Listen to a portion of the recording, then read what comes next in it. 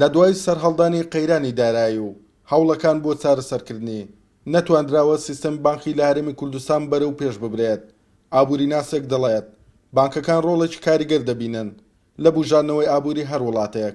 بانک وەکو سیستەم دەبرێکی کاریگەری هەیە لە بژانەوە و بەڕێوەبردننی ئابووری هەر وڵاتێک بە جۆری ئەو سیستەمێکەوە بۆی دانراوە. بەداخەوەی کە ئێستا ئێمە لە وڵاتی خۆمان دەبینین بە تایبەتی لە هەرێمی کوردستان بۆی ئەو زۆرفە سیاسیانی کە وڵاتەکە پێدا تێپەڕی و هەرێمەکە ئێمەش پێدا تێپەڕیوە وەکو پێویست ئەو گرنگجێ نەدراوە بە بانقەکان لە کاتێکداکەوە پێویستە بانق دەوری هەبێ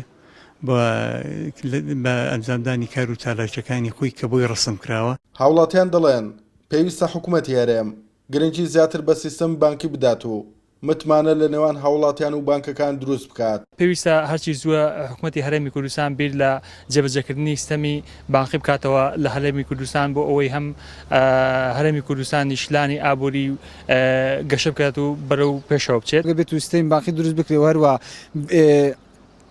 بەرهەمە پیشەسازیەکان ببوژێنەوە بەتایبەت کەرتی کارکردن ئەمە هۆکارەکە کە بتوانین سیستەمی بانقیش بەرەو پێشەوە بەرین ئیحتیمامی پێ بدەین و هەنگایەک بەرەو پێشەوە بڕۆین.